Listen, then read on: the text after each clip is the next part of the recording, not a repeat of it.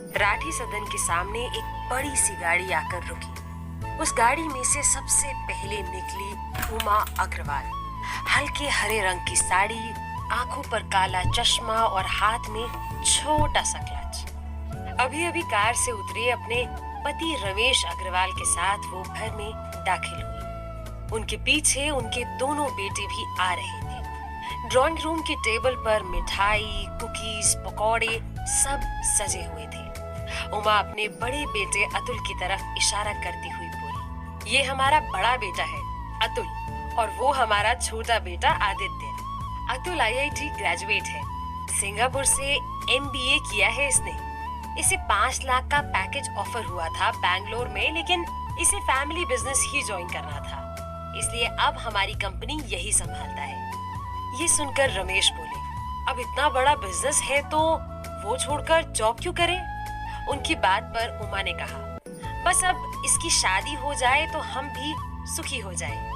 ये सुनकर शांति की आंखें चमक गई और उन्होंने कहा, असली सुख तो बच्चों की खुशी में ही है, पैसों का तो हम क्या ही करेंगे। अरे बेटा आरती, कहाँ है तू? जल्दी आ। पता नहीं क्यों देर कर रही है। तभी आदित्य अपने भाई अतुल को छेड़ते हुए बोला, अरे नहीं आंटी जी, भले आराम से आए, प्यार का पहला खत लिखने में वक्त तो लगता है। उसके इस मजाक पर उमा जी ने उसे आंखें दिखाते हुए टोका तो शांति देवी बोली, कोई नहीं, ये हंसी मजाक नहीं करेंगे तो कौन करेगा? बेटा मिठाई भी तो खाओ। हाँ अतुल भैया आप भी तो खाओ। कहते हुए आदित्य ने अतुल को उंगली मारी तो अतुल ने गुस्से से उसकी तरफ देखा। इस पर आदित्य उससे बोला, ओहो भैया तो बड़े टेंशन में लग रहे हैं, रिलैक्स ब्रो। उसकी बात सुनकर शांति ने कहा, हो जाता है ऐसे माहौल में टेंशन, और वैसे भी मिठाई तो हम भी ज्यादा नहीं खाते, डाइट खराब ना हो जाए।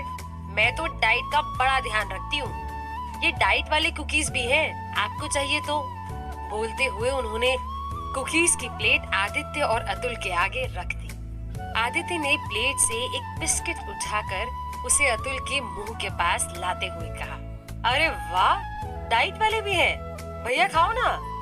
उमा भी अतुल को ही देख रही थी। अतुल ने प्लेट से मिठाई ली और बड़े बेमन से खाने लगा।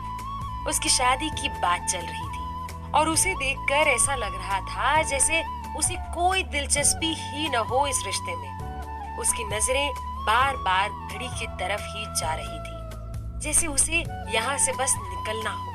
उसकी आंखों में न जाने किस बात की बेचैनी थी। उसके चेहरे से लग रहा था कि वो कुछ कहना चाहता था, पर उसे अपने मुंह तक आने नहीं दे रहा था। वो बस इंतजार कर रहा था कि कब यहाँ पर जो हो रहा है वो खत्म हो और वो यहाँ से निकल जाए। लेकिन वहीं उसका छोटा भाई आदित्य तो बड़े मजे से गुलाब जामुन खा रहा था। उमा कुछ सोचते हुए बोली, बहन जी, अब जमाना भी बदल गया है, आजकल तो बच्चे खुद ही अपने लिए पार्टनर ढूंढ लेते हैं, लेकिन हमारे बेटे ने बाहर जाकर इतना पढ़कर भी अब तक ऐसा कुछ भी नहीं किया। वो अब भी हमारी ही बात मानते हैं। उनकी बात सुनकर शांति बोली, जी इसे ही कहते हैं संस्कार। सिर्फ पढ़ाई लिखाई से कुछ नहीं होता, संस्कार भी होने चाहिए, पैसों से थोड़ी कुछ होता है। मैं भी इनसे यही कहती हूँ। जब वो ये बात अपने पति की तरफ इशारा करते हुए बोली तो उनके पति भी हैरान हो गए। उन्होंने जवाब देते हुए कहा, हाँ जी बिल्कुल सही कह रही है, ये तो यही कहती है कि पैसों से थोड़ी कुछ होता है, लड़का थोड़ी कोई लॉटरी के टिकट है, क्यों जी? शांति हड़बड़ा कर बोली, हाँ तो संस्कार होने चाहिए, आजकल के जमाने में कहाँ मिलते हैं ऐसे लड़के, मेरे तो भाग्य ही खुल गए सच में बहन जी। उमा ने भी कहा, असल भाग्य तो तब खुलेंगे जब घर को संभालने के लिए बहू आ जाएगी। 100% की बात कही आपने बहन जी। अब आरती को ही देख लीजिए, आज भी सुबह से किचन में लगी हुई है। मैं कह रही हूँ बेटा इतना काम मत कर, पर नहीं, माँ थोड़ा ये कर लूँ, माँ थोड़ा वो कर लूँ, अब भी किचन में ही अटकी पड़ी होगी। आरती बेटा अब काम रहने दे और आजा। वहाँ किचन की दीवार से कान लगाकर ड्राइंग रूम में चल रही सारी बातें सुन रही आरती दबी आवाज में बोली, दीदी सुना तुमने? IIT, MBA और खुद की कंपनी, सबसे इम्पोर्टेंट सिंगापुर। माँ ने वाकई में जैकपॉट ढूंढा है मेरे लिए। दीदी सोचो, अगर मेरी शादी यहाँ हो गई, अरे हो गई क्या? वो तो होगी ही, फिर मैं भी सिंगापुर जाऊंगी। सिर्फ सिंगापुर ही क्यों, अमेरिका, फ्रांस, यूरोप। उसकी बातें सुनकर मिली हंसकर बोली, फ्रांस यूरोप में है पगली। आरती ने मुंह बनाकर कहा, हाँ बड़ी आई जनरल नॉलेज। मैं जब फ्रांस जाऊंगी ना तो तेरे लिए डिजाइनर कपड़े बिल्कुल नहीं लाऊंगी। मिली ने उसे प्लेट पकड़ाते हुए कहा, अच्छा पगली मत लाना कुछ, फिलहाल तू ये ट्रे लेकर जा बाहर। तू बाहर जाकर मिलेगी नहीं तो स्विट्जरलैंड कैसे जाएगी? ओ दीदी समझ क्या रखा है मुझे, एवं नहीं हूँ मैं। तुमको लगता है मुझे कोई मना कर सकता है? मिली ने उसके गाल को थपथपाकर कहा, ना बाबा, मेरी बहन एवं नहीं है, तू बहुत खास है, इतनी प्यारी और अच्छी है कि। आरती ने उसे टोका, खूबसूरत भी। हाँ बाबा, खूबसूरत भी कि कोई तुझे मना नहीं कर सकता। वो होंगे सिंगापुर वाले, मेरी बहन किसी से कम है क्या? आरती ने ये सुनकर इतलाकर कहा, तो फिर करने दो इंतजार, हीरोइन अपने टाइम पर ही आएगी। मिली उसे प्यार से बाहर की ओर धकेलते हुए बोली, अब जा भी, और हाँ ऑल द बेस्ट। दीदी ऑल द बेस्ट की जरूरत नहीं है मुझे। कहते हुए आरती बाहर चली गई। उसके ड्राइंग रूम में जाते ही मिली की नजर किचन के प्लेटफॉर्म पर पड़े शक्कर की कटोरी पर गई। उसे एहसास हुआ कि ट्रे में शक्कर की कटोरी डालना ही भूल गई। चाय में भी उसने शक्कर नहीं डाली थी। शांति ने मना जो किया था, उसे आदत नहीं थी बिना शक्कर की चाय बनाने की और अलग से शक्कर रखने की, इसलिए वो भूल गई। आरती को भी याद नहीं होगा कि चाय में शक्कर नहीं है। मतलब लड़के वाले फीकी चाय पियेंगे? कहीं चाय पीकर उन्हें ये न लगे कि आरती को ढंग से चाय बनानी भी नहीं आती। नहीं नहीं, ये सब बड़बड़ाती हुई वो परेशान हो रही थी। वो नहीं चाहती थी कि ऐसा कुछ हो। उसने अपने आप को कोसा कि क्यों उसने पहले ध्यान नहीं दिया। वो सोचने लगी कि इस वजह से कोई गड़बड़ हो गई तो वो गड़बड़ उसी की वजह से होगी। आरती ने कितने सपने सजाए हैं उस शादी को लेकर। अगर उसकी वजह से उसकी शादी में कोई रुकावट आई तो वो अपने आप को कभी माफ नहीं कर पाएगी। पर फिर उसने सोचा कि इतनी सी बात में रिश्ते थोड़ी टूटते हैं। पर अगर रिश्ता टूट गया तो? मिली का मन कभी इधर कभी उधर हो रहा था।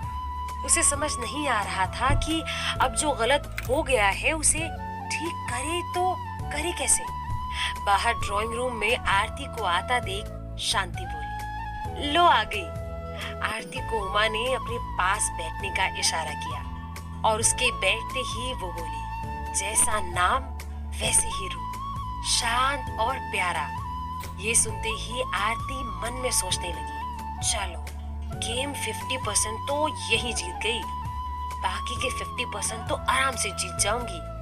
उसे जो अपने रूप पर भरोसा था वो और भी बढ़ गया। फिर वो चाय के कप बनाने लगी। किचन में ये सब देख रही मिली के मन में एक ही बात घूम रही थी, आरती का पहला इंप्रेशन सबके सामने क्या होगा जब वो फीकी चाय पियेंगे। वो कैसे भी करके शक्कर की कटोरी ड्राइंग रूम तक पहुंचाना चाहती थी। रिश्ते की बात बड़ी नाजुक होती है, हर छोटी बात का ध्यान रखना पड़ता है। और मिली इतनी जरूरी बात कैसे भूल गई। वो नहीं चाहती थी कि उसकी वजह से इतनी सी भी गड़बड़ हो। उसका मन बैठ सा रहा था, सब कुछ सही चल रहा था, पर इस एक गलती से सब खराब न हो जाए। पर फिर अपने ही मन को समझाती कि नहीं, शक्कर से थोड़ी इतना फर्क पड़ेगा, इतना नहीं सोचना चाहिए मुझे। वहाँ बाहर उमा ने चाय का कप हाथ में लिया तो मिली का मन धम से बैठ गया। पर फिर उन्होंने चाय न पीते हुए पहले कहा, देखिए हम इतने भी पुराने ख्याल के नहीं हैं कि लड़की और लड़के से पूछे भी ना और उनकी शादी तय कर दें। इसलिए हम चाहते हैं कि दोनों बात कर लें और खुद डिसाइड करे कि शादी करनी है या नहीं। ये सुनकर शांति सहमति जताते हुए बोली, बिल्कुल सही, आखिर जीवन तो बच्चों को जीना है। करो बात बेटा, आराम से करो। उमा ने उन्हें अपनी बात समझाते हुए कहा। यहाँ वो आराम से बात कैसे करेंगे? कहीं अगर अकेले में आराम से बात कर ले तो? तभी विनोद ने बीच में कहा। मतलब? उमा को लगा शायद उन्हें ये सब सही नहीं लग रहा, इसलिए उन्होंने कहा, अगर आपको कोई दिक्कत है तो फिर ठीक है, कोई बात नहीं। लेकिन तभी शांति ने उन्हें बीच में ही काटते हुए बोला, अरे दिक्कत क्यों होगी? आप सही कह रही हैं। आरती बहुत शर्मीली है, हमारे सामने चुप भी नहीं करेगी। सवाल जवाब तो दूर की बात है। आरती ने अतुल और आदित्य की तरफ देखा और सोचा, इन दोनों में से उसका दूल्हा कौन है? ये तो बता नहीं रहे उसे और बड़े खुले ख्यालों वाले डींगे हाँक रहे हैं। फिर उसने सोचा, छोड़ो, कोई भी हो उसे तो अब इसी घर में रिश्ता करके जाना है।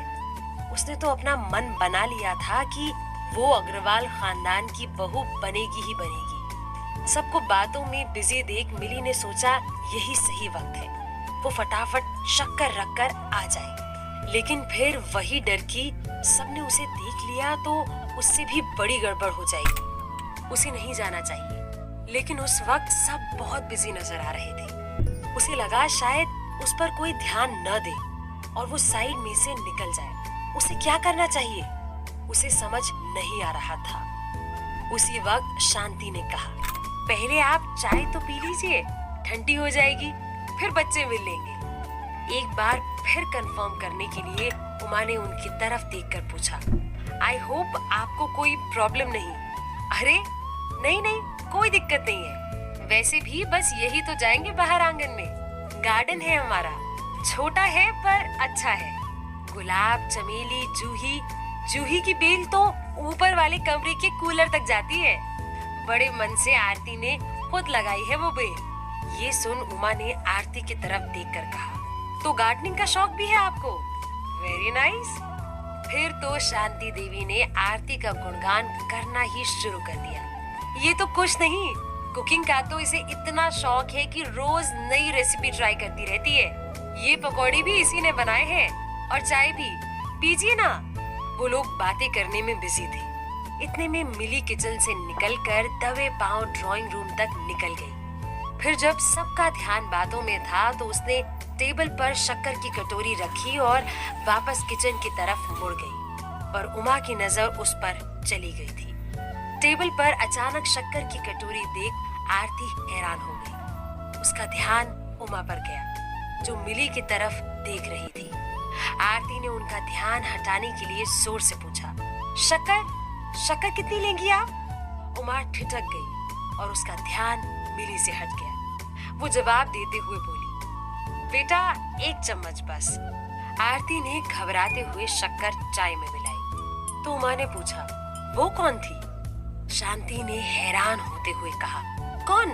वो जो अभी दिखी मुझे? खैर छोड़िए। उमा के ये कहते ही आरती ने राहत की सांस ली। उसने मन में ही सोचा, अभी दीदी फंसा देती हम सबको, बाल बाल बच गए। तभी किचन की तरफ से जोर से किसी चीज के गिरने की आवाज आई और सब उठकर उस तरफ देखने लगे। किचन के बाहर बड़े साइड टेबल पर रखा फूलदान जमीन पर गिरकर टूट गया था। उस टूटे हुए फूलदान के टुकड़ों के पास आंखें मीचे मिली सहमी सी खड़ी